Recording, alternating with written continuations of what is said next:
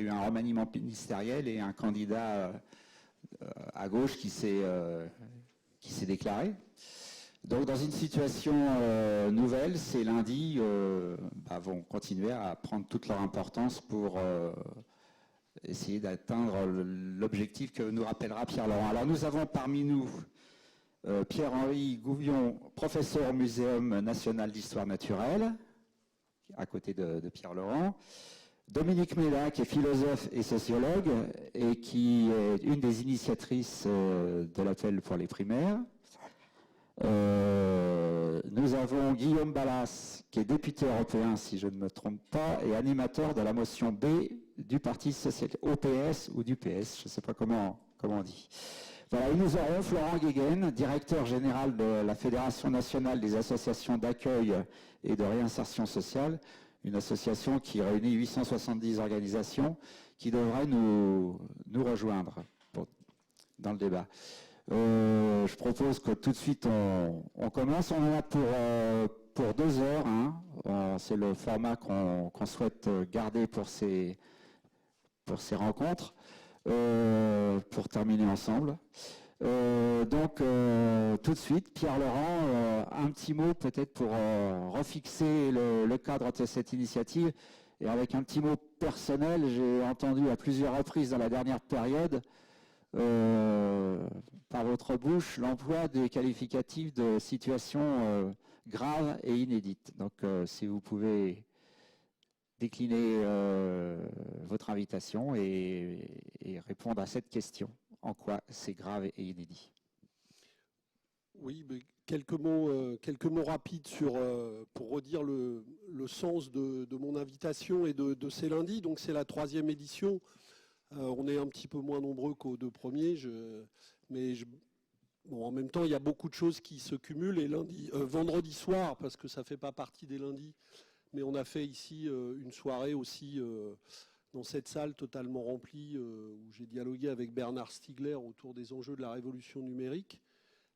Et on tiendra d'ailleurs dans quelques semaines les états généraux du numérique dans cette maison pendant 3 jours avec toute une série de débats sur les enjeux sociaux, politiques et sociétaux que cela ouvre. Et je dis un mot de ça au passage parce que le sens de ces soirées du lundi, c'est vraiment pour nous d'abord de croiser des regards, et des regards qui sont différents, et de les croiser tout autant sur les grands enjeux de ce que devrait être à nos yeux un projet d'émancipation humaine, un projet de gauche, et d'échanger aussi sur les chemins d'une construction politique possible pour le faire émerger. Mais c'est vraiment les deux, c'est-à-dire qu'on veut de bout en bout nourrir tout projet de construction et d'émergence d'une solution à gauche en 2017. On veut de bout en bout nourrir cette possibilité à travers un débat le plus riche possible et le plus exigeant possible de contenu. Parce que je pense que c'est ça qu'attend le pays. Et c'est sur ça que je pense des millions de gens j'en suis persuadé personnellement, sont disponibles. Alors effectivement, on a une vie politique qui est souvent très éloignée de ça. Le pays attend des changements. On a eu, tu l'as dit Patrick, un remaniement la semaine dernière qui, je pense, est à milieu des enjeux à la recherche desquels les forces de gauche devraient se concentrer. Enfin travailler. Il y a un paysage qui était déjà éclaté et qui pourrait s'éclater plus encore si on avance vers la multiplication des candidatures. Et je pense qu'il faut d'un même mouvement travailler au projet, travailler à nourrir le dialogue politique et travailler à des solutions qui soient des solutions et des processus de rassemblement unitaire.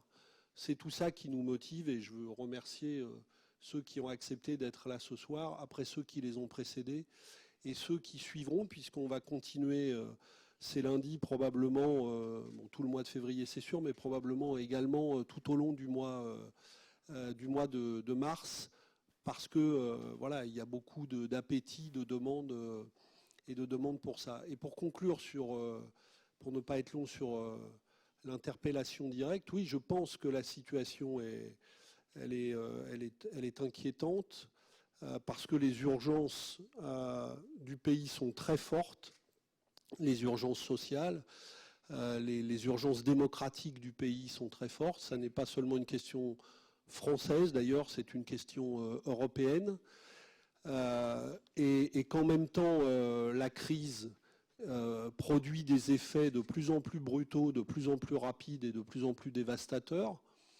Je crois que les conditions sont malheureusement en train d'être réunies d'une nouvelle crise financière très importante qui arrivera au rythme où vont les choses à plus ou moins court terme. La situation européenne est dramatique à bien des égards. Et on peut vivre dès 2016 une année qui provoque des tensions et des conflits gravissimes en Europe. Et je pense que c'est aussi un sujet de réflexion pour nous tous. Mais donc il y a beaucoup d'urgence, beaucoup de risques dans la situation.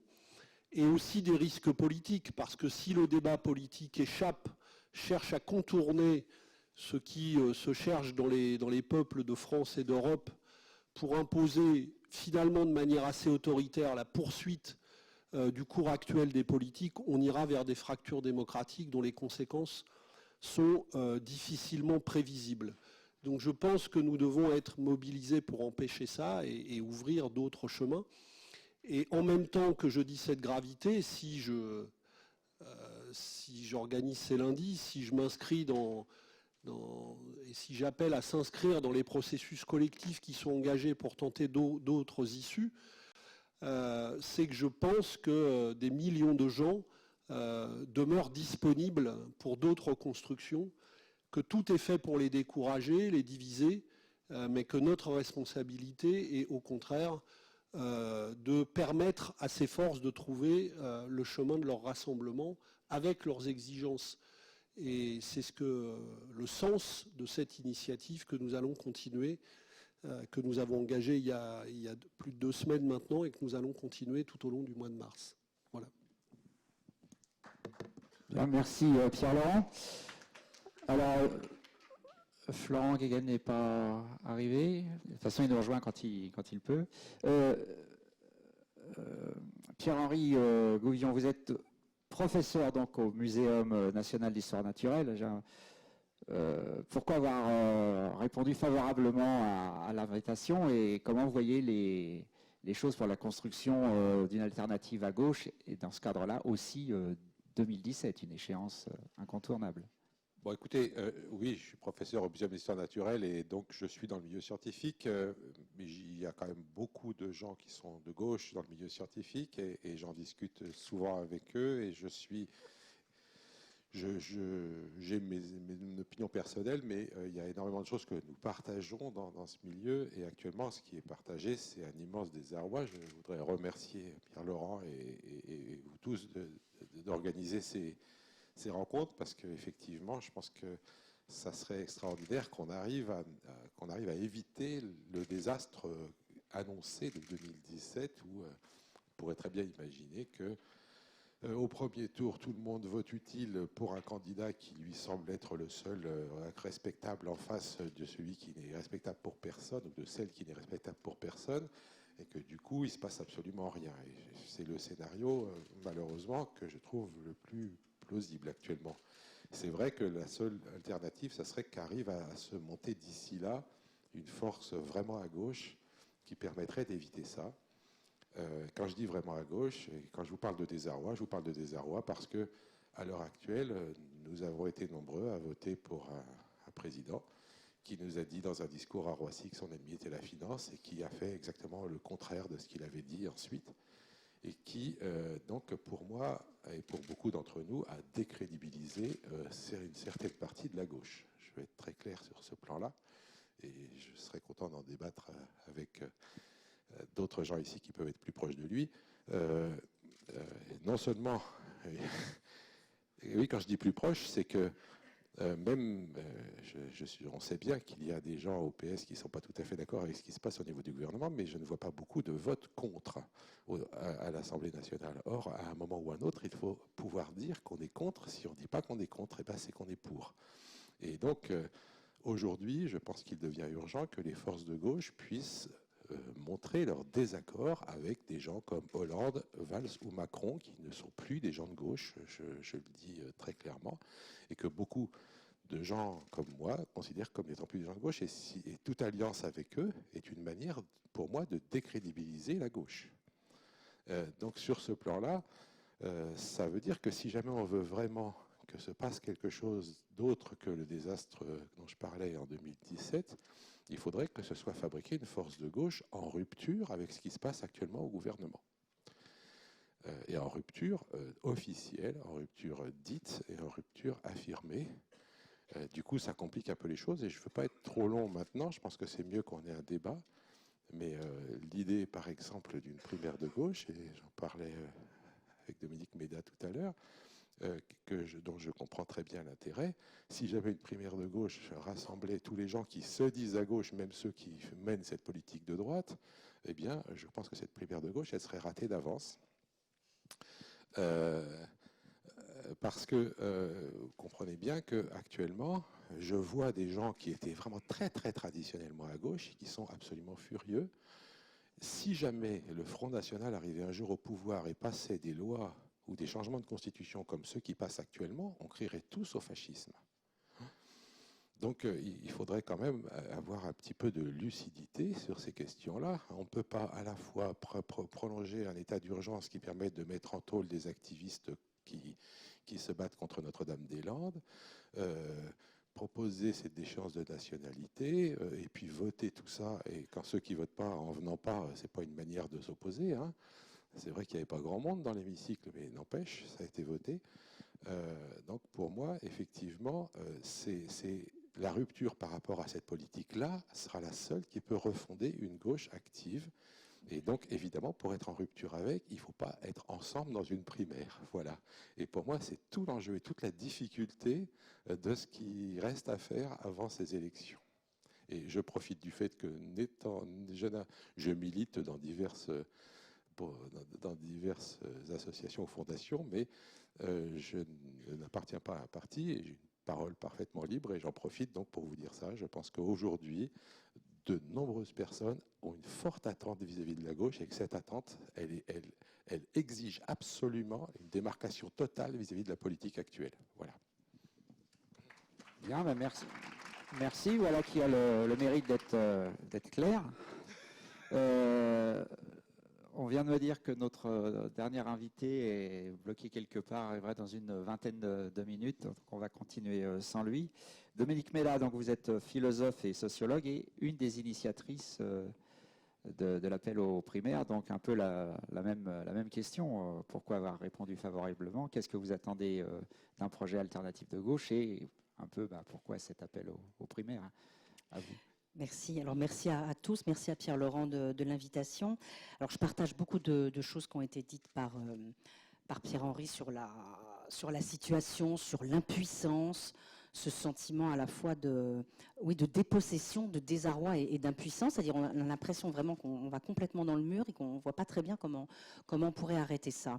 Alors sur la nécessité, sur le fait qu'on a été en effet trompé, ça, je suis entièrement d'accord. C'est vrai que le décalage entre le discours du Bourget et tout ce qu'on a vu depuis le début de cette mandature est quand même extrême. Bon, moi, je suis plutôt sur les sujets du travail et de l'emploi. Et c'est vrai que dès le départ, avec la présentation de l'ANI 2013, puis le CICE, puis toute une série de mesures, c'est vrai qu'on n'a pas compris ce qui se passait quand même. Un tel décalage avec normalement un programme de gauche. Alors, à la fois il faut une rupture, à la fois il faut absolument reparler aux classes populaires, avoir un vrai programme de gauche. Et en même temps, je ne vois pas, alors oui, je suis co-initiatrice de cet appel pour des primaires des gauches et des écologistes, je ne vois pas comment on pourrait exclure un certain nombre de personnes ou d'organisations l'organisation de ces primaires. Moi, il me semble qu'au contraire, il faut inviter et emmener le PS et les partis de gauche, tous les partis de gauche que l'on peut dans cette aventure. Pour faire quoi? Alors, il me semble d'abord, en effet, pour construire un programme, mais un programme qui lirait le candidat, et donc un programme dans lequel il y aurait aussi des choses sur les institutions, sur l'engagement à faire une réforme profonde des institutions. Je trouve que tout ce que raconte, par exemple, Dominique Rousseau, toutes les propositions qu'il fait pour avoir une démocratie continue, ça me paraît très, très, très intéressant. Et je pense qu'un candidat qui s'engagerait à faire ça, ce serait vraiment, vraiment quelque chose de bien. Donc oui, une rupture. Oui, débattre d'un programme, mais aussi, alors pour moi, quelque chose d'extrêmement important, c'est de demander des comptes quand même. De demander des comptes et de comprendre pourquoi est-ce que depuis 2012, on a eu cette politique et pas celle qu'on nous avait annoncée. Je ne crois pas du tout à la théorie du complot. J'ai encore des amis qui sont, alors non pas au gouvernement, mais dans les cabinets. Bon, moi, j'ai fait l'ENA il y a longtemps, je suis de la promotion de COPé, et donc j'ai beaucoup de collègues qui ont des postes de responsabilité dans l'administration, dans le gouvernement. Et c'est vrai que je ne les comprends pas. C'est-à-dire, je ne les comprends pas parce qu'ils continuent à se dire de gauche et ils me disent qu'on ne peut pas faire autrement, qu'on ne peut pas faire d'autres politiques. Donc moi, j'ai absolument besoin de demander des comptes et de comprendre pourquoi, dès le début, il n'y a pas eu de réorientation européenne. Pourquoi on a pris un autre chemin que celui qu'on nous avait dit qu'on prendrait. Donc j'ai besoin de demander des comptes et pour ça, je pense qu'il faut que tout le monde soit là, y compris François Hollande, pour qu'on puisse tout mettre sur la table. Voilà, donc je suis en effet en faveur d'une primaire qui réunirait tout l'arc-en-ciel de gauche et des écologistes et qui nous permettrait de comprendre, de demander des comptes et peut-être de se rassembler sur un nouveau programme. Alors, en faisant en sorte, bien sûr, que la personne que nous choisirons puisse être soutenue par les autres, puisse être liée par ce programme, je ne sais pas très bien comment on fait, qui a un véritable contrat de gouvernement, sans doute une préparation de majorité pour après, c'est peut-être comme ça qu'on pourrait le tenir, et donc voilà un engagement sur de nombreuses propositions de rupture. Mais je ne suis pas très optimiste en fait. Merci Dominique. Ça marche? Oui. Oui, pardon. Donc merci Dominique Méda. J'ai oublié de saluer les internautes qui sont en direct avec nous et qui participent d'une certaine façon à nos échanges.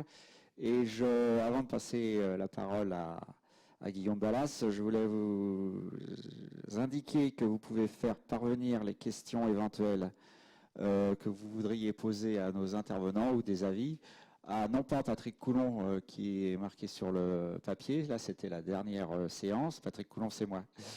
C'est François Auguste qui se lève et qui fera un peu la synthèse de ce qui remonte. Donc maintenant je me tourne vers Guillaume Balas, merci d'avoir répondu à notre invitation. Donc, même question que pour nos autres intervenants. Tout d'abord, merci beaucoup au Parti communiste français et à Pierre Laurent de ce type de débat récurrent chaque semaine, dans un moment où on en a absolument besoin. Et finalement, où l'espace de discussion à gauche, il n'y en a pas tant que ça. Et ils sont d'ailleurs à créer, on y reviendra, mais je crois que c'est absolument essentiel et sans doute, j'espère, prémisse de quelque chose d'un peu plus important après.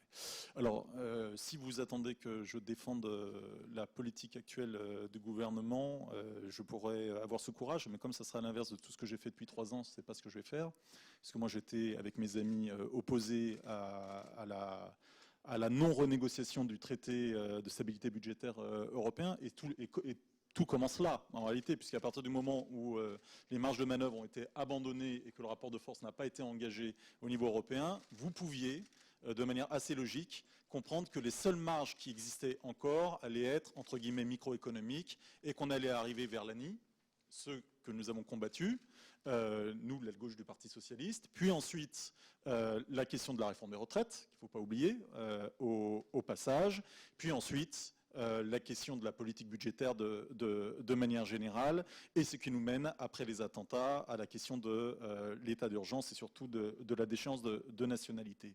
En fait, ce dont je veux témoigner d'abord, c'est d'un pari raté.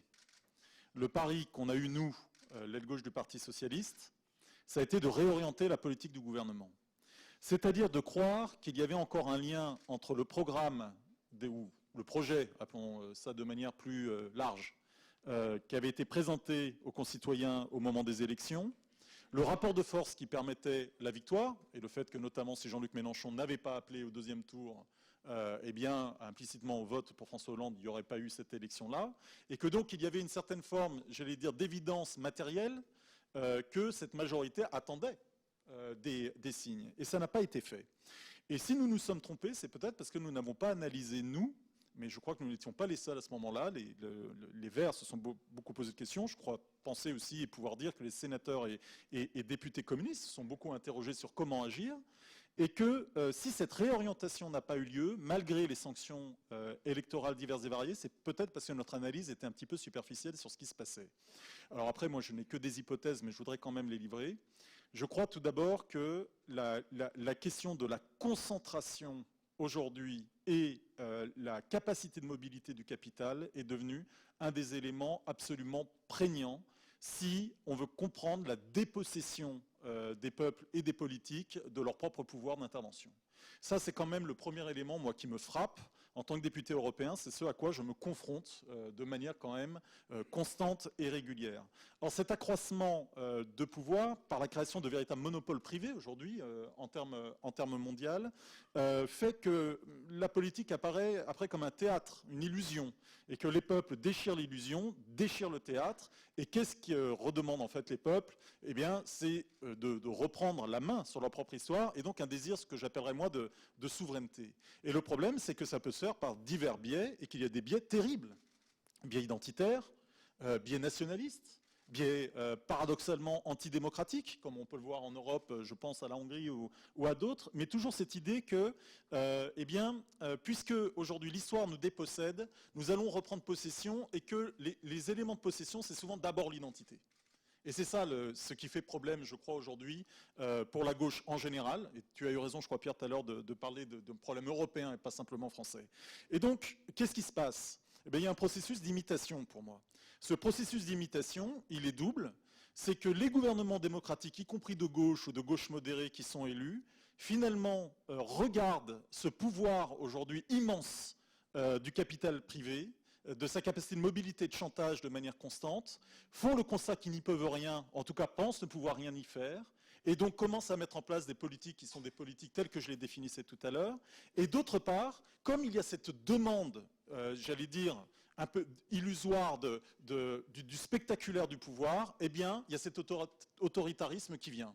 Alors c'est vrai à l'extrême droite, c'est vrai à droite, mais on peut voir qu'un flux, quand même, et y compris chez nous, notamment après les attentats et les circonstances psychologiques dans lesquelles est la population, cette tentation autoritaire.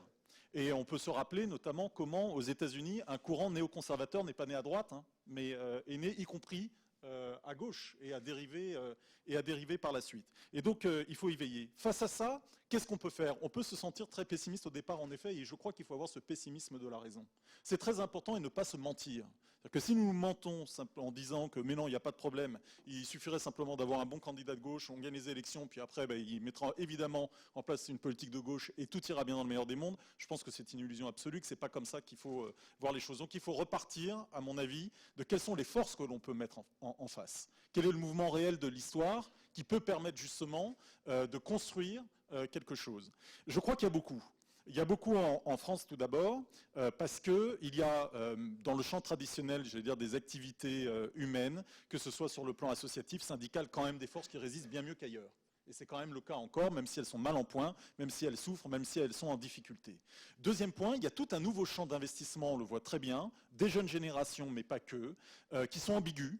Parce que parfois ça peut dériver vers un capitalisme très traditionnel finalement, mais qui peuvent aussi donner le meilleur. Je pense à tout le champ de l'économie sociale et solidaire, mais de toutes les nouvelles formes d'action et d'activités collaboratives. Je crois que vous en avez discuté sur le numérique récemment, qui peuvent donner le pire et le meilleur, mais où on voit bien qu'il y a aussi des choses qui peuvent être intéressantes en termes de mentalité d'engagement. Et tout ça, ça n'a pas aujourd'hui, j'allais dire, son reflet politique. Ça n'a pas son incarnation politique. Alors comment le faire ?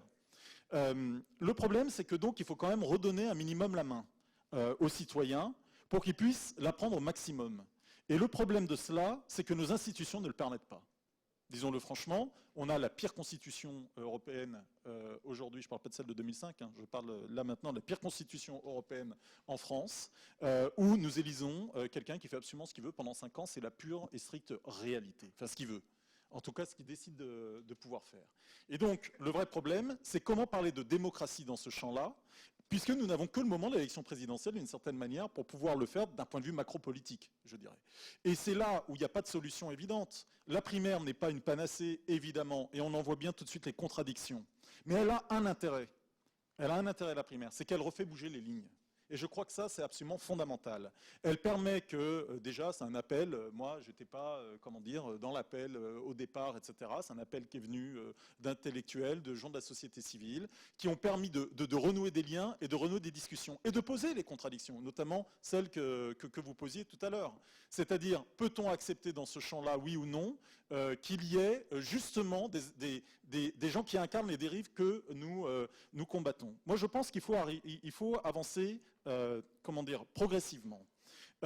Aujourd'hui, au Parti socialiste, vous avez eu un congrès, 30% des gens ont voté pour une motion qui, justement, disait que ce qui se passait au niveau gouvernemental n'était pas ce que nous avions promis, qu'il fallait faire autre chose. Ça fait un tiers du Parti socialiste. Condamner entièrement le Parti socialiste, à mon avis, est une erreur politique majeure, parce qu'on se prive aujourd'hui de tout cela. Tout cela qui ont été augmentés par tous ceux qui ont été très troublés par la déchéance de nationalité, et ça va bien au-delà de ces simples 30% dont je parlais là. Si vous leur dites tout de suite qu'aucun candidat issu du Parti socialiste n'est acceptable, que le président de la République actuel n'a même pas à franchir les limites de la discussion politique, alors je vous le dis, je pense que le problème, c'est que ce processus sera très vite minorisé.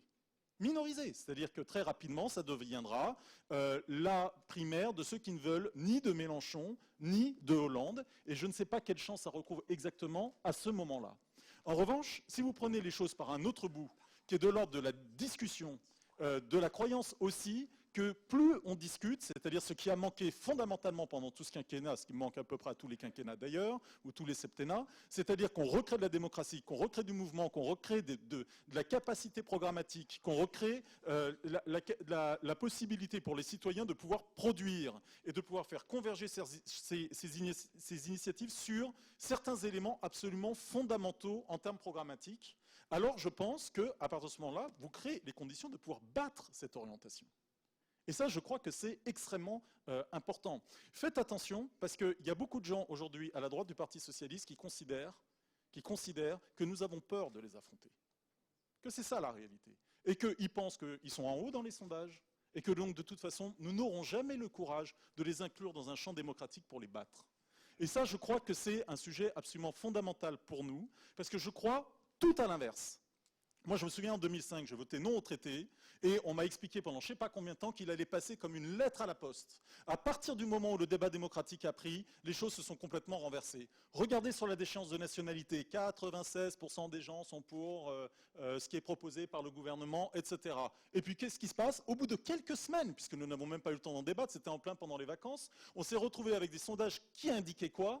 Que si on faisait choisir entre les gens, je ne dis pas que c'est forcément la panacée, mais entre indignité nationale, ce qui n'a rien à voir avec la déchéance de nationalité, alors ils préféraient cela. Il faut avoir un petit peu confiance aussi, je crois, en nos propres moyens pour convaincre et pour faire en sorte que ce que je crois juste, tous ces gens de gauche qui aujourd'hui aspirent à retrouver un cadre, aspirent à retrouver la parole, aspirent à vouloir se battre tout simplement, politiquement et pacifiquement évidemment, eh bien nous puissions leur offrir. La primaire n'est pas le seul cadre, mais je suis à peu près persuadé que s'il n'existe pas, au maximum, on verra combien de temps et jusqu'où, eh bien, ça serait un manque. Et un manque cruel, parce que si jamais il n'y a pas ça aujourd'hui comme cadre de discussion, alors j'aimerais bien comprendre lequel puisse exister aujourd'hui. Bien, merci Guillaume Balas. Bienvenue parmi nous. Florent Guéguen, donc vous êtes directeur général de j'espère ne pas me tromper, de la Fédération nationale des associations d'accueil et de réinsertion sociale. C'est bien ça. Voilà, et j'ai cru comprendre que ça fédérait 870 associations diverses. Donc du poids. Alors on a fait une présentation d'un peu de la soirée et j'ai demandé à chacun de nos invités de nous dire un petit peu pourquoi il avait voulu répondre favorablement à l'invitation de Pierre Laurent et de dire un peu comment il voyait les choses dans la situation actuelle et puis en se projetant sur une alternative possible et dans le cadre évidemment de 2017. Où 2017, je le rappelle, il y a des élections présidentielles et législatives. Oui, d'abord, merci de votre invitation. Moi, en tant que dirigeant associatif, je vais moins me positionner sur les questions de primaire, mais plutôt sur, d'abord pour insister sur d'abord la souffrance sociale que nous constatons dans les associations de lutte contre l'exclusion que nous représentons, avec quelques chiffres que vous connaissez, un taux de pauvreté qui est de l'ordre de 14%, une crise du logement qui est terrible en Île-de-France, dans les grandes villes, mais dans un grand nombre de territoires, près de 2 millions de personnes qui demandent un logement. Une crise de l'hébergement aussi, puisque nous, la FNARS, nous sommes notamment spécialisés sur l'hébergement et l'accompagnement des personnes sans abri. Nous gérons notamment les 115. Une crise de l'hébergement avec un nombre de personnes sans abri qui est estimé à 140 000 personnes dans le pays et surtout qui a augmenté depuis le quinquennat. Nous le mesurons via les 115, peu au prou, la demande d'hébergement, elle augmente de 10% chaque année. Alors on pourrait passer du temps pour expliquer ces phénomènes. Il y a à la fois un effet de crise économique, crise du logement, crise du pouvoir d'achat, les expulsions locatives. Il y a aussi les effets, des effets migratoires, des personnes qui ne trouvent pas leur place dans les dispositifs de prise en charge de l'asile et qui arrivent, je dirais, dans les dispositifs de prise en charge des grands exclus, faute de place ailleurs. Donc, nous avons évidemment une situation sociale qui est terrible, une pauvreté qui s'intensifie. Nous avons aussi, et on l'a vu la semaine dernière, une campagne électorale qui s'annonce finalement très dure pour les plus démunis, pour les chômeurs, pour les précaires, pour les allocataires du RSA. On a vu, c'était l'actualité de la semaine dernière, un département qui a pris la décision de conditionner l'octroi du RSA à une activité obligatoire. Pour le coup bénévole, mais on sait que la droite veut conditionner les prestations sociales à des activités obligatoires non rémunérées, que c'est évidemment une attaque frontale au code de l'action sociale et à ce que sont les minima sociaux en France, qui sont d'abord une protection pour les plus démunis, un socle minimum pour, j'allais dire, vivre décemment, et on sait qu'on ne vit pas décemment avec un RSA à 500 € par mois et par personne. Et on voit démarrer, c'est pas complètement nouveau, mais on voit se profiler une campagne présidentielle qui sera axée sur la dénonciation de l'assistanat, sur la stigmatisation des plus pauvres, avec une réaction de la gauche, notamment de la gauche gouvernementale, qui est quand même assez faible. Il y a derrière ça à la fois des politiques sociales à mettre en œuvre. Il y a aussi et surtout des réponses politiques et idéologiques. Je veux dire, il y a une bataille idéologique sur la légitimité des politiques de solidarité, sur l'image qui tend à se répandre dans l'opinion publique que les personnes pauvres seraient des personnes assistées, qui seraient finalement responsables de leur situation. Alors, c'est un vieux discours qui n'est pas nouveau, mais on voit qu'il prend de l'ampleur. Il prend de l'ampleur à droite. Ça, je dirais que c'est assez classique. Mais il pénètre aussi une partie de la gauche et une partie de l'électorat de gauche. Et face à cela, la réponse gouvernementale est assez faible. La réponse militante aussi des associations est probablement insuffisante parce que la crise du militantisme qui est vécue par les partis politiques, qui est vécue par les organisations syndicales, elle est aussi vécue par les associations militantes, j'allais dire, de défense des chômeurs et des précaires, qui ont parfois du mal à mobiliser en nombre et à se faire entendre. Donc voilà, de manière un peu résumée, quelle est la situation que nous observons sur le terrain. Moi, je suis venu témoigner du fait que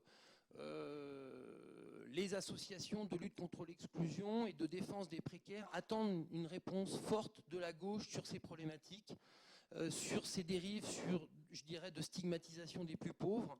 aussi des politiques évidemment plus volontaristes pour redonner un espoir à toute une partie de ces Français qui souffrent de la crise économique, qui se réfugient. D'ailleurs, on le voit bien quand on regarde la carte électorale des résultats électoraux, on voit qu'il y a un parallélisme assez fort entre la carte du chômage de longue durée, la carte, je dirais, des allocataires du RSA et la carte de l'abstention et du vote extrême. Donc, nous attendons des réponses politiques fortes.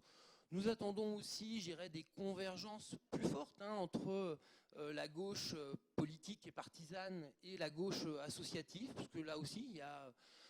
alors c'est assez classique, quand la gauche socialiste est au pouvoir, il y a souvent des ruptures avec les associations militantes, mais il faut aussi reconstituer ce lien et faire en sorte qu'il puisse y avoir des mobilisations communes, et encore une fois en insistant sur la bataille idéologique autour de la légitimité des politiques de solidarité, du devoir de solidarité nationale et de la non-stigmatisation des précaires qui, encore une fois, se répand dans le pays. Bien, merci. Est-ce que certains d'entre vous veulent déjà réagir à des propos qui ont déjà été tenus? Parce que tout le monde ne disait pas la même chose, donc je pense que le débat va se poursuivre. Et je vous indique que toujours François Auguste est toujours disponible pour centraliser vos avis ou vos questions. Moi, oui, je voudrais répondre. Je voudrais vous répondre. Peut-être que je vais vous choquer, mais pour moi, l'objectif, c'est pas 2017. Je ne crois pas qu'il se passera des choses extraordinaires en 2017. Mon objectif, il est plus lointain que ça. Il faut reconstituer une gauche, et ça ne se fera pas en 1 an et demi. Donc voilà, moi, je veux être clair. Donc c'est pour ça que du coup, si vous m'expliquez que pour 2017, ça serait vachement important de faire des primaires de gauche, je veux bien, sauf que je m'en fous. Le point important, ça serait de reconstituer une gauche. Et reconstituer une gauche, ça ne se fait pas avec les crapules qui sont au pouvoir actuellement. Moi, je suis très clair. Donc, ça ne marchera pas. Je pense que les gens qui attendent vraiment quelque chose de la gauche ne croient plus à ces gens-là et croient que tous ceux qui s'associent à eux sont des gens qui seront prêts à les trahir de la même façon le moment venu, si jamais ils arrivent au pouvoir. Donc, il faut quand même, à mon avis, être très clair. Pour moi, très sincèrement, le PS, enfin la gauche du PS a raté un coup en 2005 quand le référendum a montré qu'il y avait vraiment 2 partis socialistes, et ils ont eu tort de ne pas se séparer parce que c'est à ce moment-là qu'il y avait moyen de fabriquer une aile gauche autonome et qui fonctionne. Et faire des primaires avec tout le monde aujourd'hui, c'est refaire la même erreur. C'est croire que parce que il faut qu'on soit tous ensemble parce qu'il va y avoir des élections, nanani, nanana, du coup, on n'ose pas montrer qu'on est en désaccord profond avec certaines personnes. Or, aujourd'hui, je pense qu'il y a des accords profonds, vous l'avez exprimé, et que ce désaccord profond ne peut plus s'exprimer au sein d'un même parti et ne peut pas s'exprimer au sein d'une même primaire. Je voudrais d'ailleurs apporter une toute petite nuance, j'y connais rien et peut-être que je vais dire des bêtises, mais vous dites qu'il y a eu une nouvelle candidature qui est apparue cette semaine. Ce n'est pas tout à fait vrai. Il y a quelqu'un qui a dit qu'il avait proposé sa candidature. Je ne sais pas ce que ça veut dire. Moi, c'est un homme qui a un respect du français très très grand, et donc je suppose que s'il a dit ça, ça veut peut-être dire qu'il serait prêt à participer à des primaires, si jamais ça ne voulait pas dire qu'il doit s'associer justement avec les Hollande, Valls et Macron et compagnie. Donc je pense qu'il y a encore de l'espace de négociation dans cette affaire, mais je maintiens que quels que soient les risques qu'on prend pour 2017, de toute façon, je vous le redis, j'attends pas grand-chose de 2017. Si jamais ce qu'on se dit, c'est qu'il faut refonder une gauche, ça prendra un peu plus de temps que ça, et que pour le faire, eh ben, il faut absolument se démarquer des gens qui ont trahi la gauche. Voilà. Et deuxième point que je voulais vous dire, c'est que je pense que dans tous ces débats, il y a une chose qui me semble très pénible, c'est qu'au fond, on dirait que la gauche française croit qu'on... Vous savez, je suis généticien, moi. Ça m'a posé des problèmes avec la gauche. Parce que c'était pas très bien vu. Chez vous, ici, par exemple, les gènes, c'était un peu, ça sentait le soufre. Mais bah non, vous êtes trop jeune pour avoir connu l'affaire Lysenko, mais c'était quand même un truc drôlement sérieux. Et donc, or, on dirait qu'on est de gauche, ou voilà, que les gens sont de gauche à vie, et que du fait qu'ils ont été à gauche quand ils étaient jeunes, eh bien, ils sont encore à gauche. Bon, il faut reconnaître qu'il y a des gens qui ont peut-être été à gauche quand ils étaient jeunes, mais qui maintenant ne le sont plus. Et d'ailleurs que l'inverse existe aussi.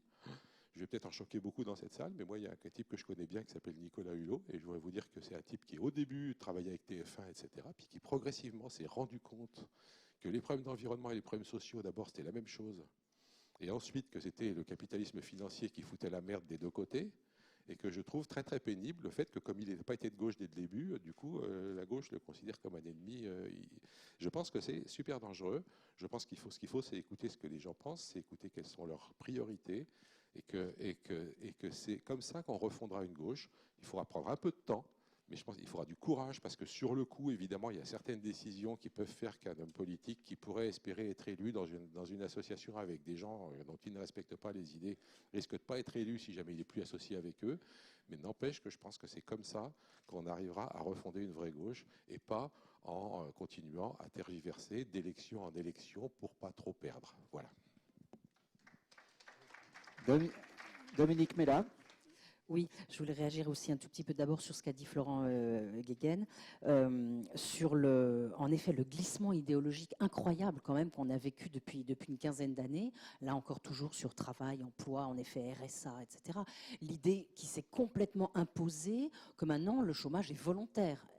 Non mais le paradigme de l'incitation au travail qui maintenant est partagé par en effet toute la gauche gouvernementale, que la protection de l'emploi, les règles qui entourent la rupture du contrat de travail, c'est une entrave à la compétitivité et que c'est pas bien. Enfin, toute une série de choses qui apparaissaient encore quand même très gênantes dans les années 80, 90, au moment où l'OCDE répandait ses affaires, sont complètement partagées aujourd'hui, en effet, par toute une partie de la gauche. Et là, on va avoir un travail absolument énorme à faire. C'est pour ça, là je te rejoins. On va mettre du temps, et je pense qu'on a vraiment un pur travail idéologique à faire et de conviction.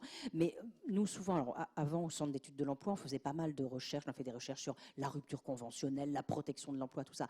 Et les journalistes nous interrogeaient de moins en moins, enfin, trouvaient de plus en plus qu'on était quand même des gens bizarres, quoi. Qui étaient toujours dans la critique. Donc, on s'est comme ça trouvé déporté vers des positions très, très, très critiques, sans avoir tellement changé.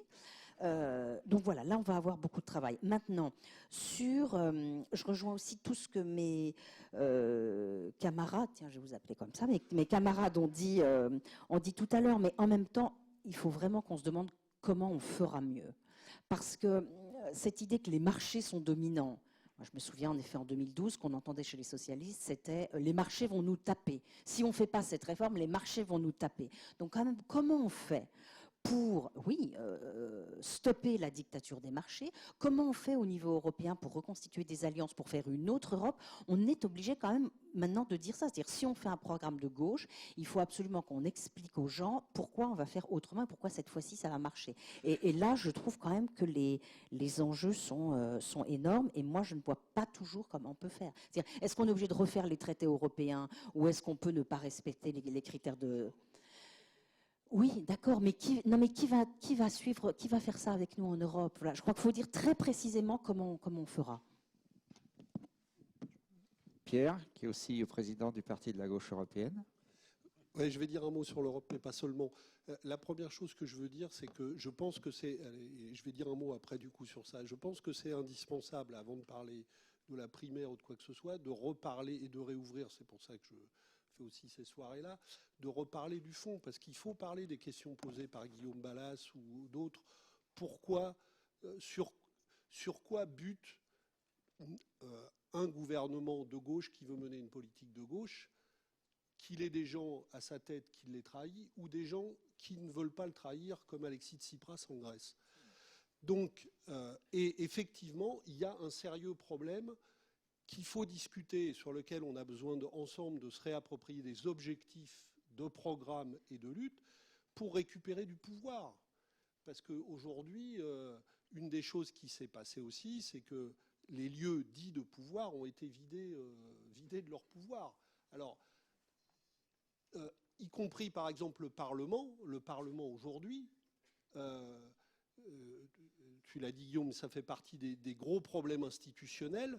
Nous vivons alors vraiment, on vit une présidentialisation qui devient caricaturale et qui n'a cessé de s'accentuer. Et on sait aujourd'hui, bon, nous on l'a toujours pensé, mais je pense que tout le monde peut constater aujourd'hui que le quinquennat plus l'inversion du calendrier électoral qui a marginalisé l'élection législative a produit une dérive démocratique qui est maintenant un des gros problèmes auxquels on est confronté. Parce qu'effectivement, même quand un Parlement ou un groupe majoritaire, sans parler tente de résister à une décision présidentielle, il est en quelque sorte sommé ou d'abdiquer ou de provoquer une crise institutionnelle, en mettant en minorité le président, c'est-à-dire la clé de voûte des institutions. Et ce chantage-là est utilisé régulièrement pour essayer d'empêcher que s'exprime une majorité parlementaire un peu différente. Je ne parle même pas du pays, mais parlons du Parlement tel qu'il est. Et on vit ça en permanence.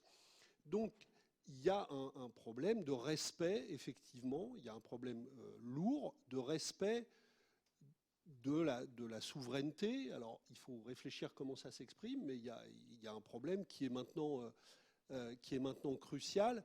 Et peut-être que déjà le point 1 d'un programme de gauche devrait être de travailler à restaurer quand même un peu cette souveraineté-là.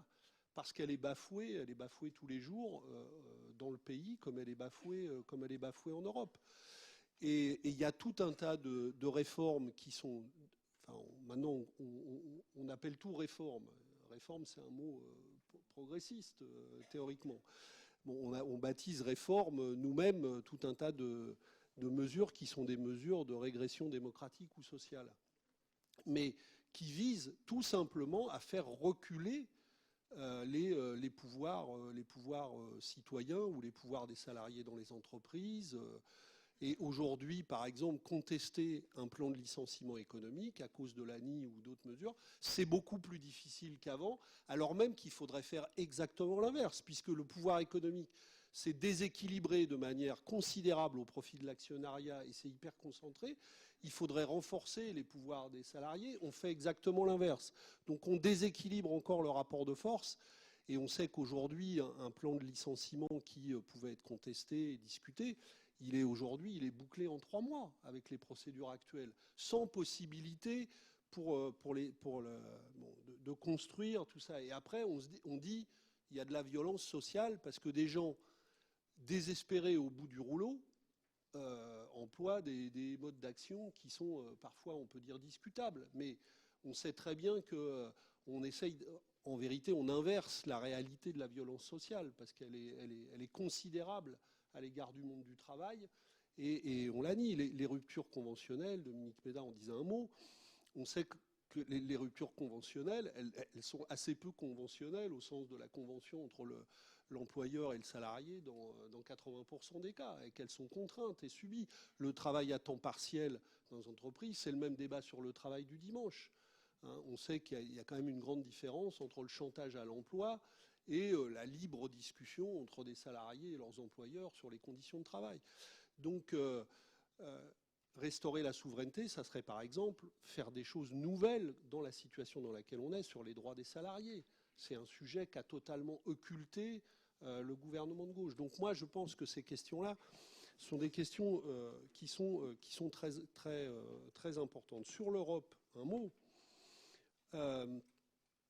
Il faut bien voir la gravité de la situation, parce que si on laisse les choses en l'état, et toi qui es député européen, tu sais très bien, personne ne dit que l'Europe va survivre j'ai envie de dire, aux 2 années qui viennent.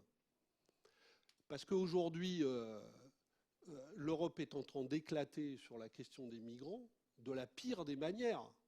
Parce que moi, qui fais partie d'un parti très critique sur le type de construction européenne, tout ça, on nous a beaucoup caricaturé, à commencer par la campagne de 2005 en disant qu'on était des anti-européens, ce qui était l'inverse. Nous défendions une autre idée de l'Europe et on a convaincu une grande partie des Français sur cette idée-là. Mais aujourd'hui, ceux qui ne veulent pas changer, ne veulent pas faire changer l'Europe de ses rails, sont en train de tuer l'idée européenne et vont faire ressurgir les pires des monstres en Europe.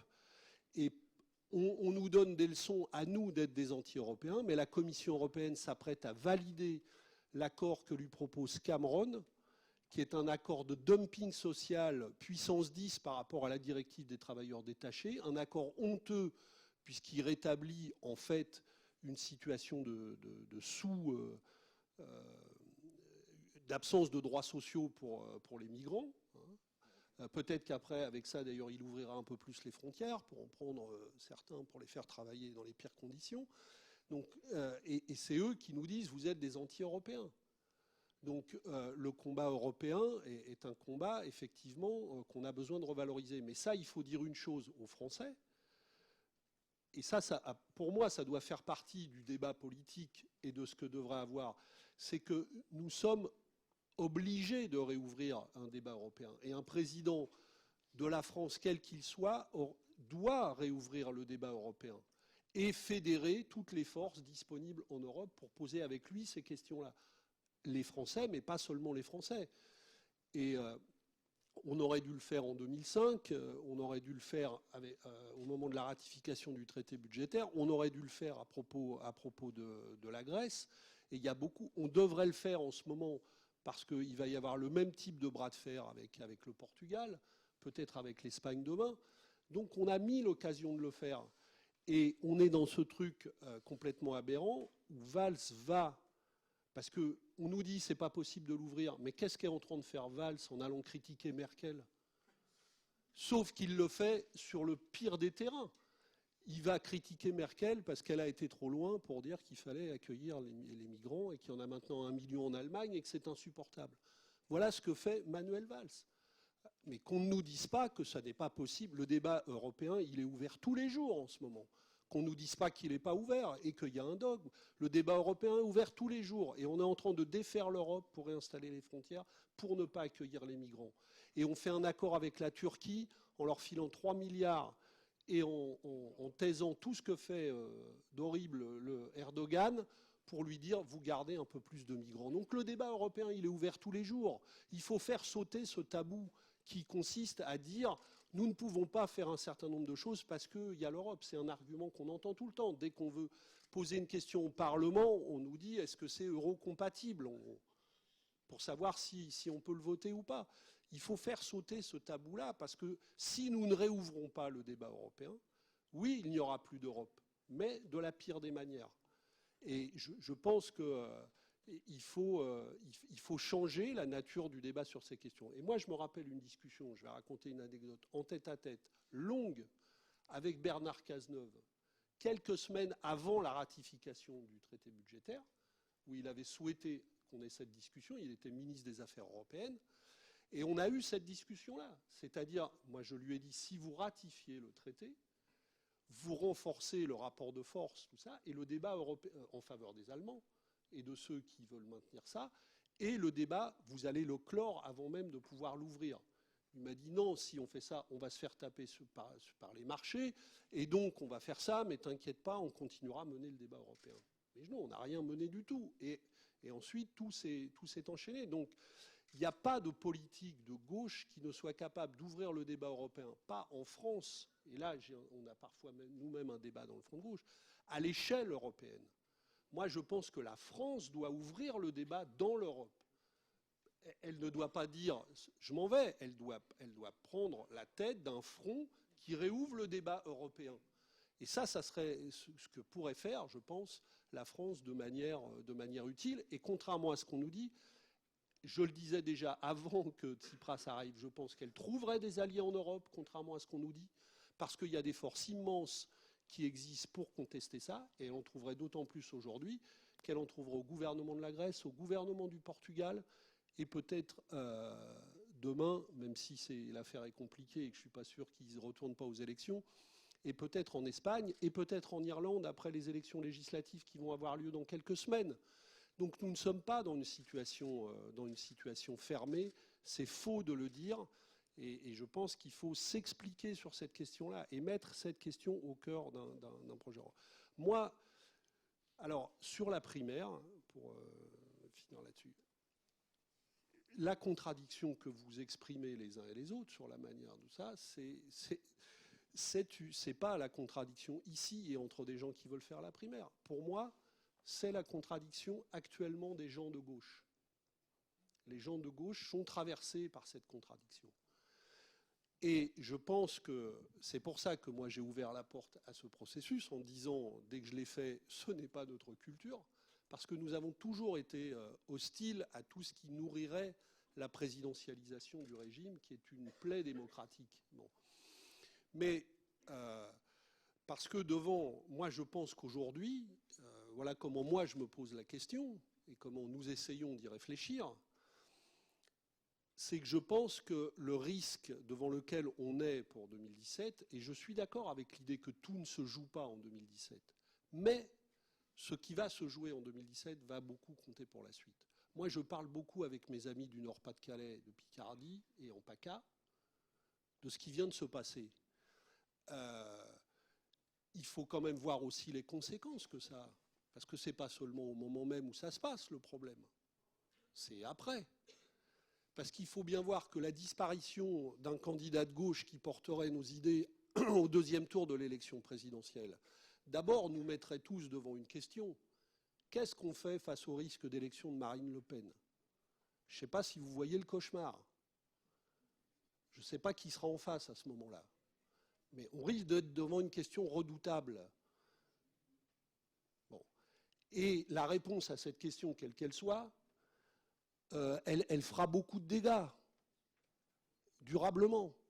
Donc, je pense qu'au moment où nous sommes, moi, je ne suis pas d'accord avec l'idée qui consiste, que j'entends parfois dans mon propre parti aussi, qui consiste d'une certaine manière à considérer cette hypothèse comme quelque part déjà inévitable, comme s'il était déjà trop tard pour essayer de conjurer ça, compte tenu de la situation dans laquelle nous sommes.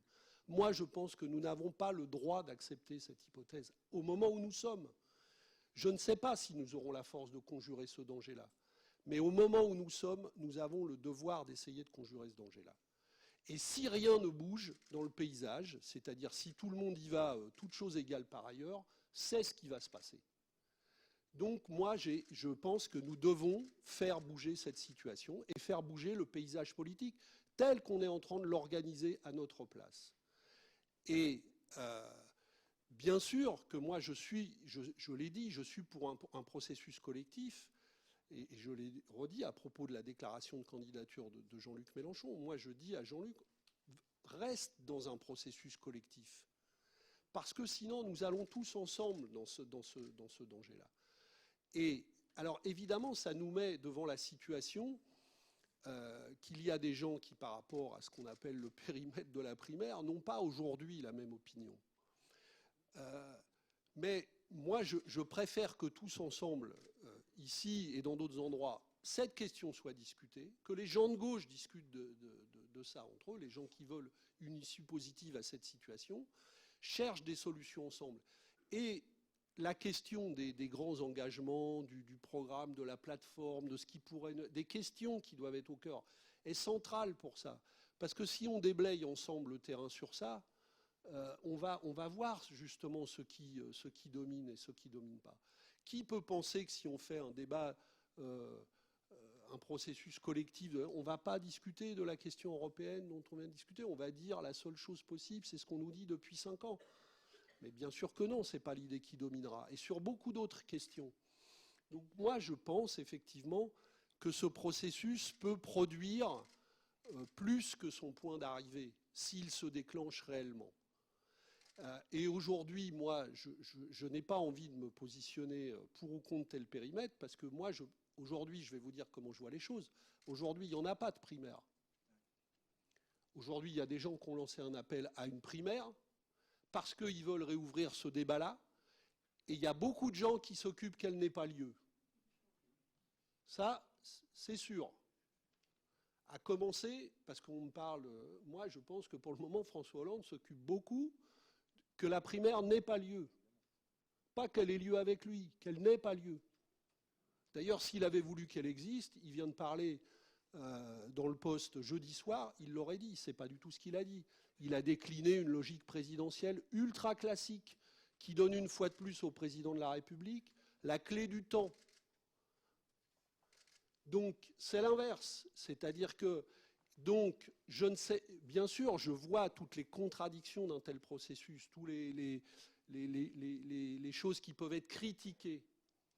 Mais je me dis, au moment où un arc de force, le plus large qu'il ait jamais été depuis le début du quinquennat, se manifeste d'une manière ou d'une autre pour dire il faut peut-être ouvrir une autre porte que celle dans laquelle on veut nous enfermer parce qu'elle nous conduit au désastre, moi je dis oui, il faut encourager ce mouvement-là et créer les conditions qu'il soit le plus large et le plus productif possible du point de vue du contenu et du point de vue de la reprise de pouvoir par les gens de gauche sur la gauche déjà, parce que je parlais des pouvoirs qui nous avaient échappé, mais ça, c'est-à-dire qu'effectivement, moi, tous les jours, on dit oui, mais la gauche fait la déchéance de nationalité dans les médias. Oui, mais la gauche ne fait pas la déchéance de nationalité.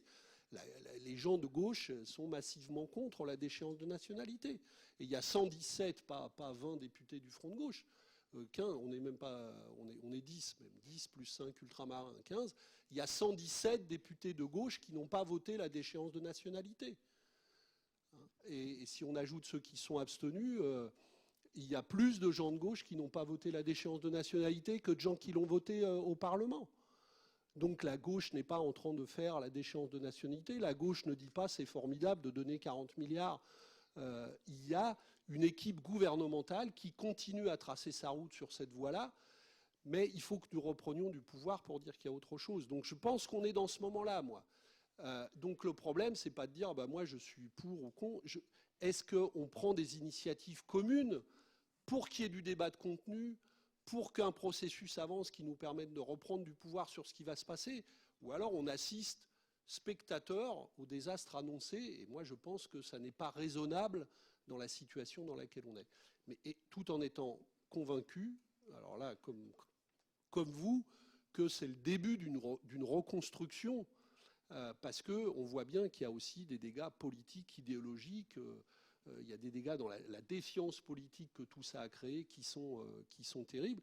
Et je ne mésestime pas la question que vous soulevez, c'est-à-dire qu'il y a beaucoup de gens qui n'imaginent pas rentrer dans tel ou tel processus aujourd'hui, parce que par avance, tel ou tel est disqualifié à leurs yeux. Et donc, ils n'ont pas envie de reprendre pied là-dedans. Mais je pense qu'il faut créer absolument des dynamiques qui vont justement ouvrir une fenêtre qui paraît aujourd'hui totalement verrouillée. Guillaume ? Oui, je voulais commencer, puisque Pierre, tu as usé de cela, moi aussi de deux anecdotes pour dire d'ailleurs mon accord profond avec ce que tu viens de dire sur la question de l'analyse. La première, c'est qu'en tant que député européen, avec d'autres, j'ai créé un club, on va dire, ou ce que vous voulez, une association des députés européens de gauche. Ça s'appelle le Left Caucus, et donc on a des gens de la gauche radicale, de la GUE, que tu connais bien. On a des gens des écologistes et on a des socialistes. D'ailleurs, c'est intéressant parce que les socialistes ne sont pas forcément tous de l'aile gauche de la social-démocratie. On voit qu'il y a des gens qui ont envie un petit peu de débat. Et grâce à ça, évidemment, je fréquente pas mal Syriza, du coup. Et je vais vous raconter une anecdote pour vous montrer à quel point c'est compliqué. C'est qu'un jour, il y a deux personnes de Syriza, un député et un émissaire d'Alexis Tsipras qui faisait sa petite tournée à Bruxelles parce qu'il avait pas mal de choses très compliquées à régler, qui me demandent à me voir. Et donc je vais les voir, et la première chose que me dit l'émissaire de Tsipras quand j'entre, il me dit « Il faut que tu sois plus gentil avec Hollande, toi, hein, parce qu'il nous a aidés. » Stupéfaction. Je me fais engueuler par le gars de Syriza parce que je suis un peu trop méchant avec François Hollande. Et en fait, en discutant avec lui, c'était pas tout à fait ça ce qu'il me disait. Ce qu'il me disait, c'est que la Grèce était tellement isolée aujourd'hui que même si François Hollande n'avait peut-être pas fait énormément de choses pour la Grèce, le peu auquel il pouvait s'accrocher dans ce moment-là pour pouvoir dire qu'un leader européen les avait soutenus était devenu quelque chose d'extrêmement important. Pourquoi je raconte ça ?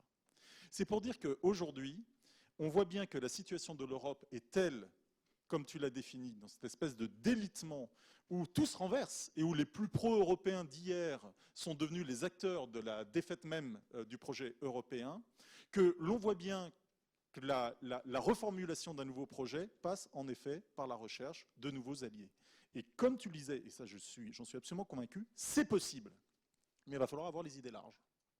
Il va falloir avoir les idées larges parce que ça veut dire que Matteo Renzi, dont je suis persuadé que si nous étions tous en Italie, nous ne ferions pas partie de sa majorité aujourd'hui, ou nous serions très en difficulté pour en faire partie. Matteo Renzi, aujourd'hui, sur les questions européennes, est un allié évident, parce qu'il se bat sur des questions qui nous intéressent, même si c'est par ailleurs des raisons qui sont sans doute des raisons à usage interne et qui n'ont pas grand-chose à voir avec un projet européen.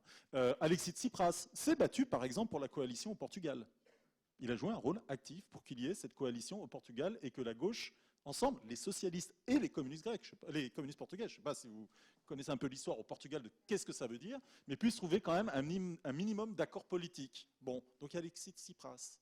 Il y a aujourd'hui aux Pays-Bas un gouvernement de coalition, où il y a même de la droite dedans, qui sur les questions sociales dit les choses les plus progressistes en Europe aujourd'hui et compte sur un certain nombre de questions liées au dumping social agir.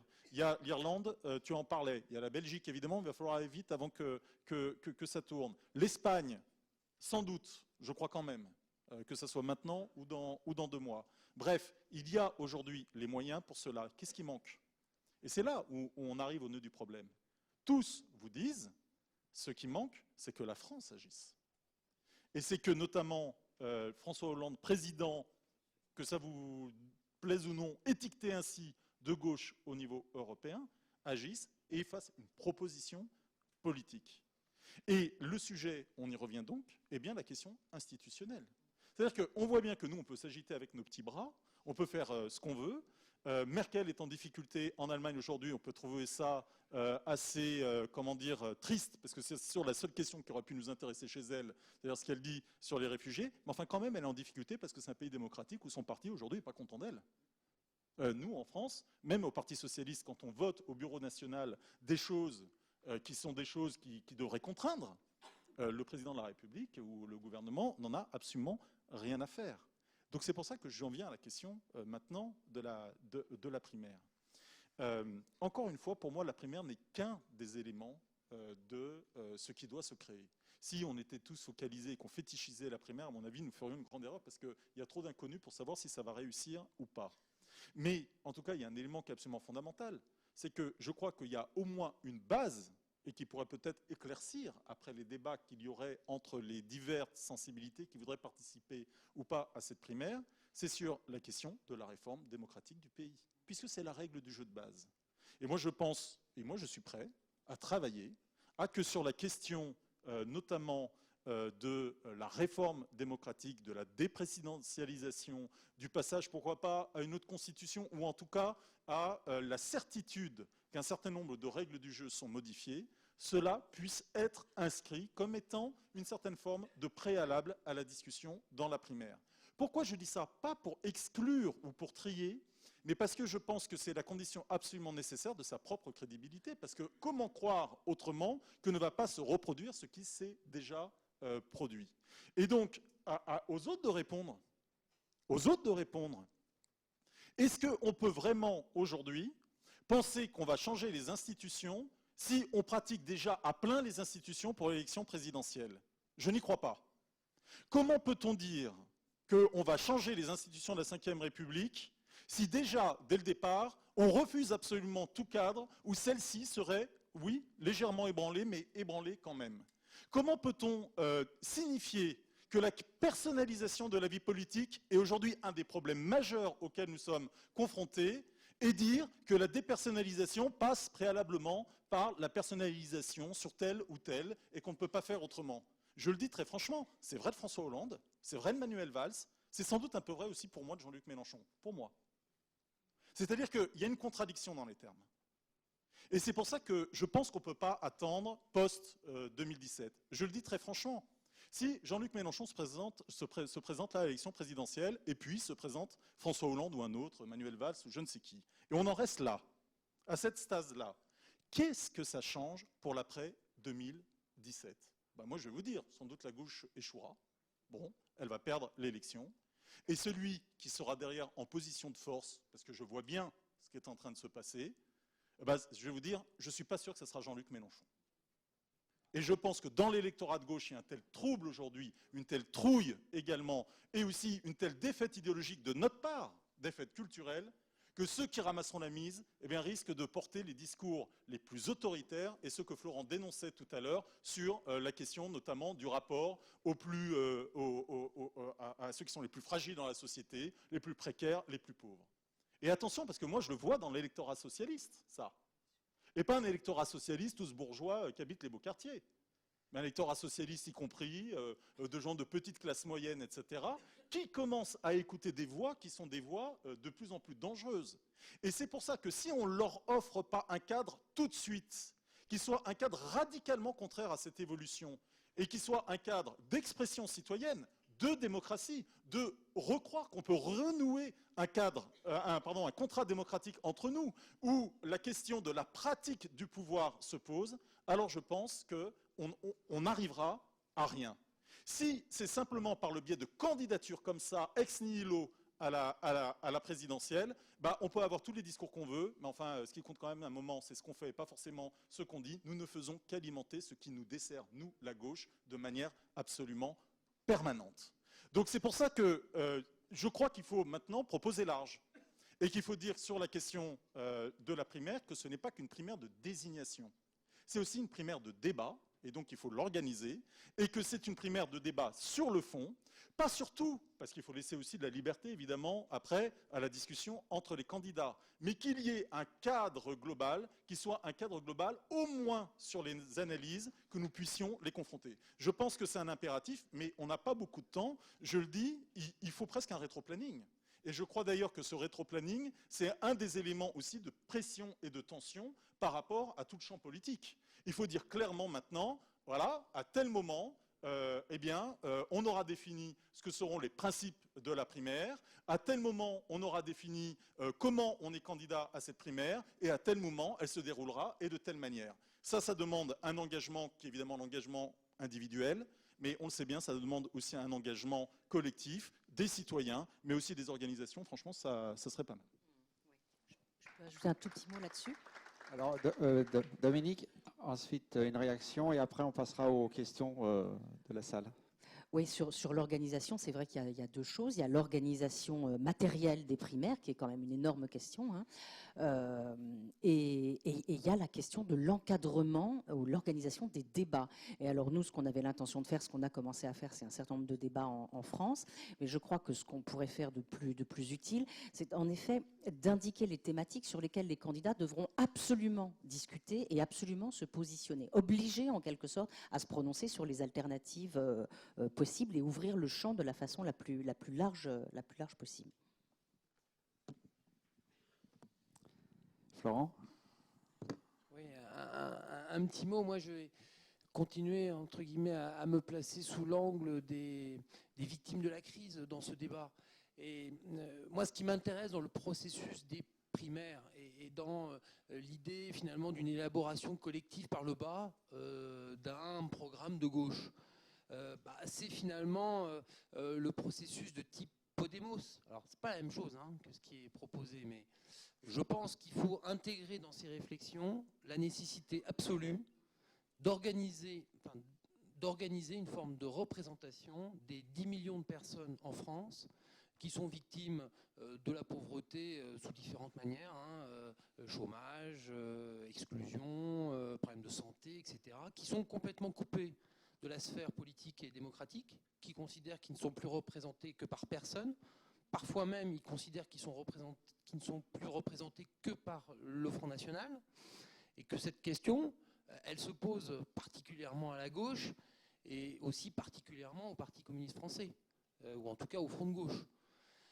Moi, je crois beaucoup à des processus de type Podemos, même si la culture politique française n'est pas la culture politique espagnole, mais l'idée qu'un certain nombre de mouvements sociaux organisés à partir finalement des problématiques des personnes, qui tiennent compte de l'expression directe des personnes victimes de la crise économique, des expulsions, de la crise bancaire, parce que c'était ça ce mouvement des indignés en Espagne, et qu'il faut s'inspirer de ce type de pratique-là pour faire naître des formes de représentation démocratique, encore une fois, de populations d'électeurs qui ne sont plus électeurs et qui ne se retrouvent plus dans l'offre politique existante, et qu'il faut impérativement intégrer cette problématique-là dans la problématique des primaires, et que cela, évidemment, ne peut se faire que par, encore une fois, une alliance beaucoup plus forte entre les mouvements progressistes et le mouvement associatif, que ça ne peut se faire aussi que par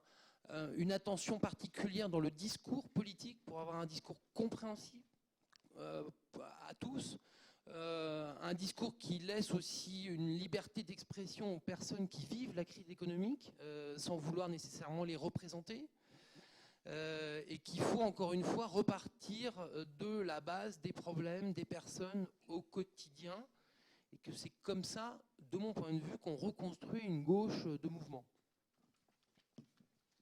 Tu voulais réagir, Pierre? Oui, juste un mot sur une question qui a été posée par Guillaume Alavin sur l'engagement des partis. Nous, on discute beaucoup, toutes ces soirées, les débats qu'on fait. Il y a plein de débats chez les communistes autour de tout ça en ce moment, avec des avis très divers et parfois très contradictoires. En tout cas, il y a une effervescence autour de ça. On sera amené début mars, puisqu'on a un conseil national du parti, à dire plus nettement l'option que nous proposons à la discussion des communistes pour leur congrès sur tout ça. Mais je veux dire que par rapport à la question du lien entre le contenu et l'élection, moi je crois qu'il y a une idée qu'on devrait travailler tous ensemble. Plus chacun aura des programmes, il y aura un programme, il faudra aller à l'élection présidentielle avec un programme. Mais je pense que dans un premier temps, ce qu'il faut essayer d'élaborer en quelque sorte, c'est les axes d'un mandat. C'est-à-dire, c'est les grandes questions que maintenant le peuple de gauche ne veut plus voir contourner et qui sont à ses yeux ce que devrait être l'agenda de l'élection et d'un candidat. Et je pense, bon, tu le disais à propos de la question institutionnelle et démocratique, on a parlé de la question européenne, la question de l'urgence sociale, c'est évident. Et il y en a d'autres. Mais il n'y a pas besoin, pour moi, effectivement, dans un premier temps, de rentrer dans le détail de toutes ces questions-là. Il y a besoin de dire avec beaucoup de force et avec le plus de monde possible que ne sera pas contourné le mandat et ces questions-là, parce que effectivement, si des garanties démocratiques, en quelque sorte, ne sont pas données à un tel processus, il est miné par la défiance politique qu'ont généré les trahisons qu'on vient de vivre. Et la situation qui est insupportable à beaucoup de gens, au point même que d'ailleurs beaucoup de gens, on parlait de désarroi, ne comprennent même pas ce qui se passe, comment c'est possible et comment on en est arrivé là. Et ça ne les conduit pas forcément à prendre en main la révolte contre ça, mais aussi, ça peut aussi beaucoup les conduire à se décourager. Ou à se détourner, voire à se tourner, ça peut aussi les conduire effectivement à se tourner vers le pire, en pensant que faire sauter tout ça, c'est peut-être le seul pouvoir qui nous reste, puisqu'on n'aurait plus aucun pouvoir de construire quoi que ce soit. Et donc moi, je pense qu'il faut construire ça. Alors effectivement, ça n'est pas très simple, parce que il faudrait en quelque sorte construire ça d'abord avant de se poser tout un tas d'autres questions. Et c'est pas comme ça que la vie réelle se présente. C'est pour ça, à mes yeux, que moi je ne crois pas qu'il faille commencer par les déclarations de candidature, mais que personnellement, pas plus à l'égard de celles de Jean-Luc que d'autres, je ne commencerai par dire il ne faut pas un tel ou c'est pas comme ça, etc. Parce que je pense qu'au moment où nous sommes, il faut au contraire encourager toutes les forces à participer à cet effort collectif, sans retourner non plus les choses. Parce que moi, je suis très à l'écoute de ce que certains d'entre vous disent sur la manière dont réfléchissent et dont pensent des électeurs socialistes.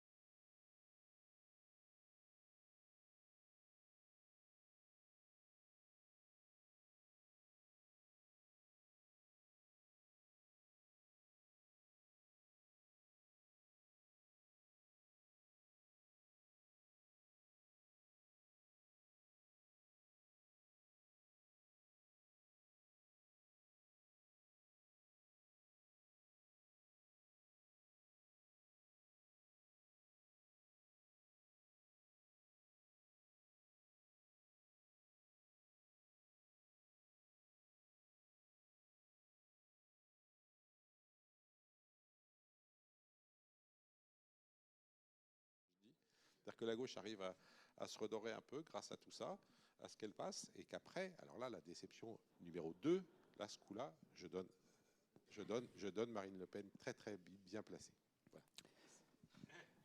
Voilà. On est vraiment dans la suite du débat, mais ce qui est bien, c'est que ce que j'aperçois de ma place, c'est que chacun cherche à cheminer, à trouver une solution pour essayer de progresser ensemble. Tout le monde fait un effort. Donc ça, je trouve ça déjà réussi.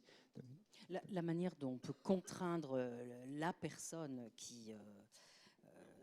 ou le groupe, d'accord, qui sortira de ça, en effet, c'est aussi ce qui se passera après sur les législatives, c'est-à-dire qu'il y ait derrière un groupe de gens qui soient liés par le même type de contrat. Mais c'est vrai qu'on ne pourra pas non plus faire des miracles. Et sur la question du libéralisme, je pense qu'en effet, on a un véritable travail idéologique à faire, et à faire avec une grande partie du PS aujourd'hui, parce que ce qui est quand même tout à fait étonnant, c'est la manière dont la plus grande partie du PS, me semble-t-il, a été gagnée par des idées économiques qui avant suscitaient encore de la résistance. Mais je sais pas, il y a beaucoup de personnes qui ont fait des basculements, des gens qui soutenaient les 35 heures et qui aujourd'hui les vont hégémonie. Et puis moi, ma question, c'est aussi de savoir quelle argumentation on va développer. Par exemple, on a fait une première réunion avec les initiateurs de l'appel à la Bellevilloise l'autre jour.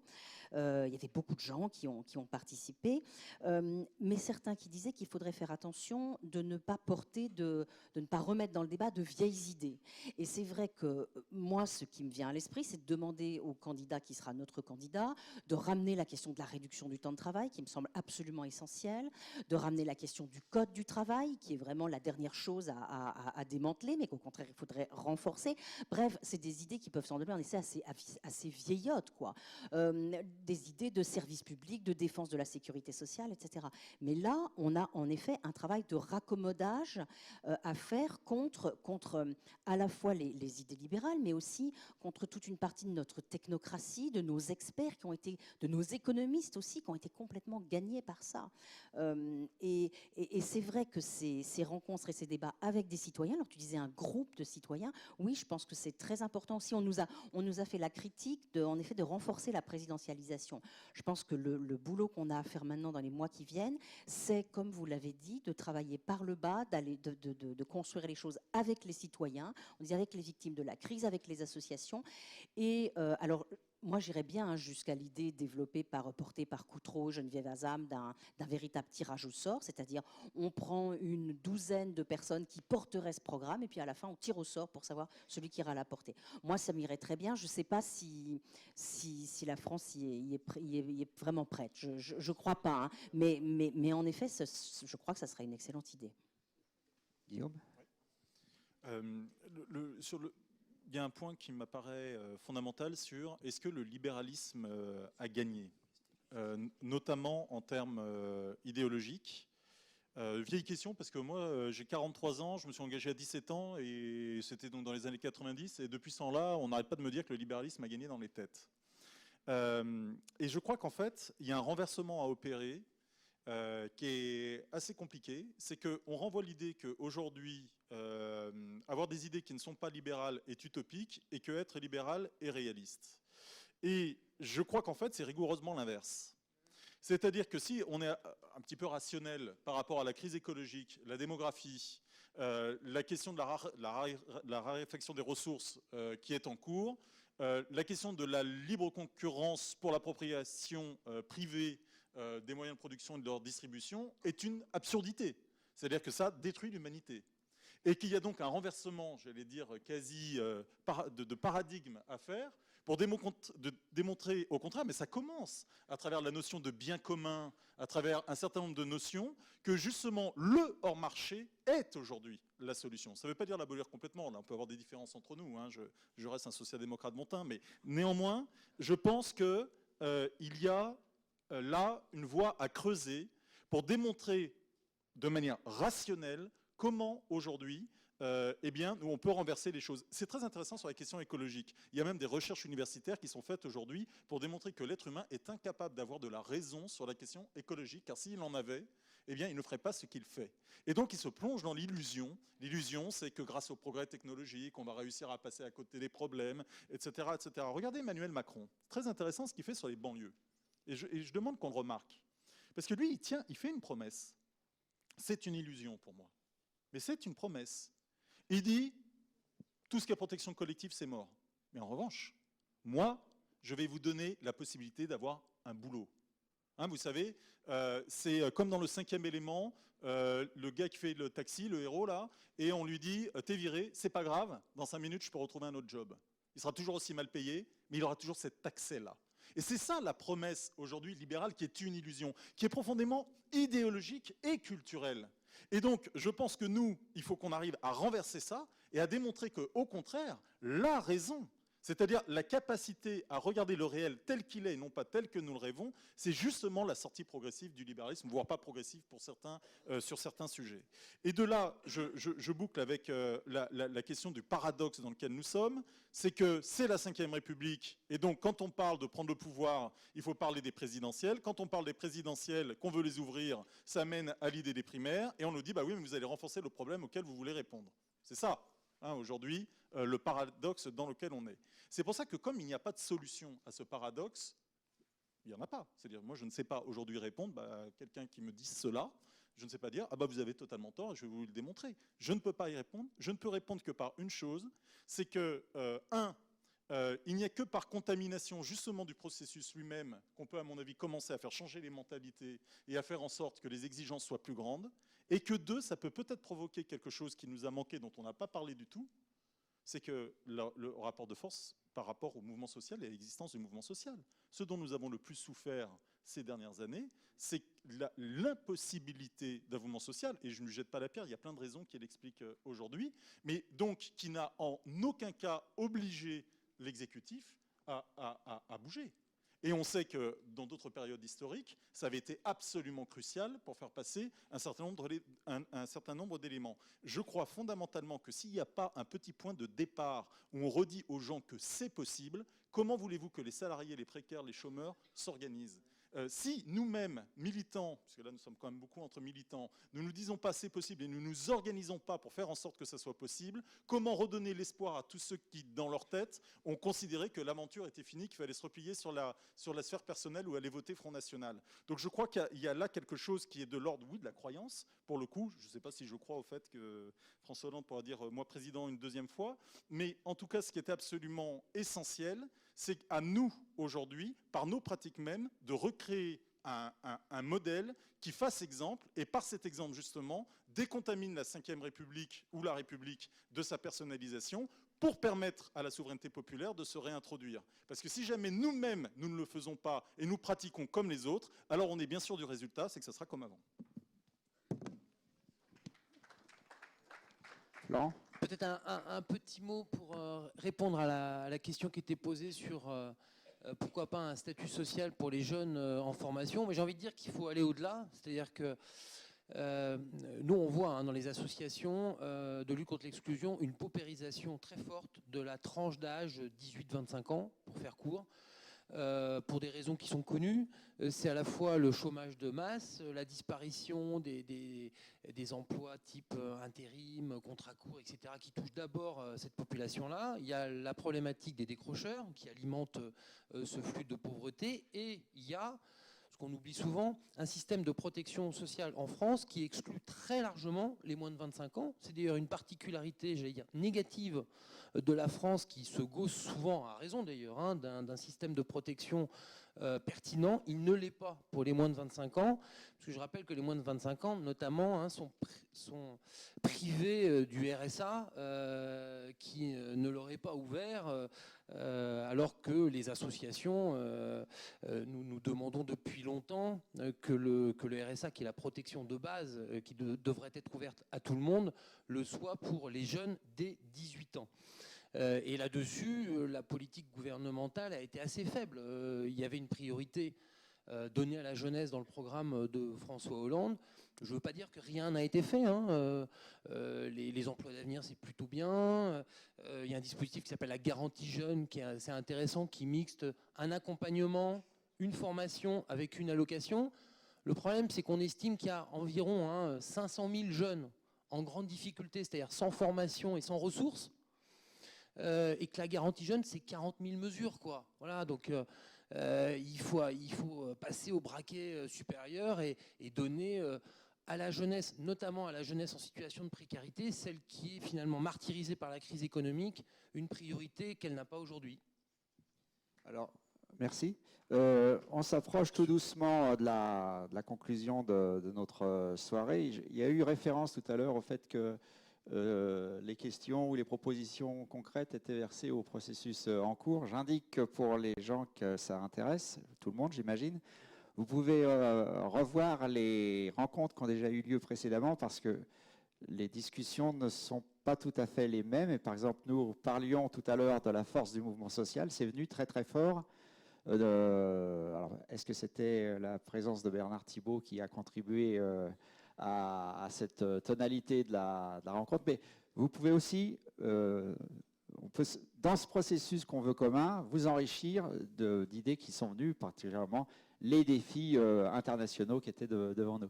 Pierre, peut-être soit pour réagir, soit pour conclure. Je veux ajouter une chose sur la question du statut social des jeunes travailleurs dans le prolongement de ce que dit Florent Guéguen et pour aller un peu plus loin. Je pense que, et pour faire le lien avec ce que disait Guillaume Balas sur Macron, enfin, on est face à un énorme choix de société. Parce qu'effectivement, Macron nous dit l'individualisation du travailleur, c'est ça l'avenir. Alors c'est l'entrepreneuriat individuel, c'est l'auto-entrepreneur, plus besoin de garantie. On est tous des entrepreneurs individuels. Voilà, donc tout le vieux salariat et ses garanties collectives, tout ça c'est le monde d'hier. Dans un moment, il dit ça, dans un moment où, on en parlait vendredi soir avec Bernard Stiegler, où la révolution numérique va percuter de plein fouet l'emploi tel qu'il existe aujourd'hui et où des millions de gens vont être déstabilisés par ça, comme on le voit dans le débat sur ce qu'on appelle l'ubérisation. Ou alors, on pense complètement le rapport au travail. Et moi, je pense que le temps est venu de changer totalement le rapport au travail et au temps aussi, au temps de la vie et au temps dans le travail. Et aujourd'hui, par exemple, tout ce qui n'est pas... parce qu'on est dans la situation où les gens ont besoin de formation, il y a un besoin d'activités sociales utiles qui ne sont pas forcément des activités salariées dans la société. Il y a une part de l'immatériel dans le travail qui est de plus en plus important. Or, on a un système, tout ça, ça ne compte pas. Et on ne rémunère que le temps de travail le plus taylorisé, en fait, et le plus appauvri par rapport à ce qui se fait. Et cette société, elle débouche sur quoi? Sur des inégalités de dingue. Parce que le rapport Oxfam publié au début de l'année, moi, c'est ma marotte en ce moment, parce que en plus, je viens de finir de mettre la dernière main un bouquin où je pars de ça. Qui paraîtra bientôt au début avril, mais l'explosion des inégalités, c'est un truc de dingue dans le monde. C'est pas seulement qu'on est dans le monde capitaliste où il y a toujours eu des inégalités. Quand 62 personnes dans le monde gagnent autant que les 3,5 milliards les plus pauvres, puisque c'est un des constats de ce rapport, il y a 5 ans, le même rapport disait qu'ils étaient 338. Ils sont 62 à posséder l'équivalent de la richesse détenue par les 3,5 milliards les plus pauvres. Mais c'est la même chose en France. En 15 ans, les 10% les plus riches ont accaparé 54% des richesses supplémentaires créées. Donc ça veut dire qu'on est dans un rythme d'explosion des inégalités qui est exponentiel. Pourquoi? Parce qu'effectivement, la révolution numérique est beaucoup d'autres choses. La vitesse de circulation du capital et tout ça fait progresser à une vitesse vertigineuse par rapport à ce qu'on a connu dans l'humanité, la productivité globale. Mais si, dans ce moment-là, la seule logique économique qui continue de diminuer, c'est qu'il faut rentabiliser le capital et que c'est à à la rémunération du capital que tout doit être consacré, eh ben on arrive à un système économiquement aberrant. Et c'est ce que nous disions quand nous disions que le problème, ce n'est pas le coût du travail, aujourd'hui, c'est le coût du capital. Et il faut ouvrir en grand ce débat-là, parce qu'on est dans un système économique, effectivement, qui, du point de vue de l'intérêt général, devient un système fou, et il l'est déjà. Et on nous a dit qu'on était en 2008, qu'on avait traité la crise financière. Tout le monde, on a fait des plans en Europe, des plans d'austérité complètement fous, je veux dire, qui ont mis à genoux des pays entiers qui vont mettre je ne sais pas combien de temps à s'en remettre, et ça continue. On a fait ça à l'échelle du monde. Et qu'est-ce qu'on constate?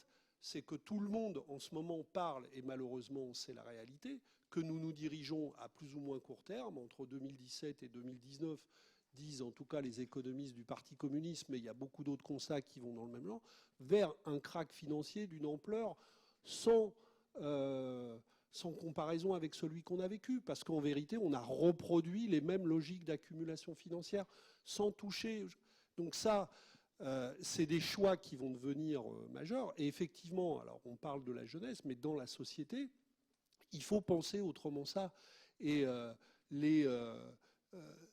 les temps de formation, les temps pour vivre, le temps de vivre à la retraite, etc., la réduction du temps de travail, tous ces débats-là qu'on a présentés, enfin qu'on essaye de nous présenter comme ringards, sont au contraire probablement l'unique manière de penser intelligemment, autrement que d'aller vers la barbarie des inégalités actuelles dans le monde. C'est probablement la seule manière de penser intelligemment l'avenir, de se dire qu'on va vivre et travailler tout à fait autrement en respectant tout le monde. Et il faut, je crois, non seulement pas céder à cette campagne permanente de rincardisation de ces idées-là, mais montrer leur modernité. Et nous, les communistes, pendant combien de temps on nous a dit que faire du commun, c'était de l'égalitarisme attardé et archaïque. Et aujourd'hui, il y a plein de gens qui pensent au contraire que les biens communs, c'est probablement une des idées majeures du XXIe siècle, si on veut bien inventer un autre mode de développement. Donc, c'est vrai qu'il y a eu une offensive de 30-35 ans idéologique qui a fait des ravages, mais le temps de la contre-offensive sur le fond est venu. Et c'est évidemment plus compliqué de construire ça dans l'immédiateté politique, mais à travers le débat qu'on a sur le fait qu'à travers ce nouveau renoncement terrible qu'on a connu depuis 5 ans, on voit bien qu'il faut réinventer la gauche, mais c'est réinventer un projet de civilisation à travers ça et réouvrir des débats que trop de gens ont renoncé à ouvrir, alors que pourtant, et aujourd'hui, c'est ce qui crée le décalage entre la représentation politique et la société.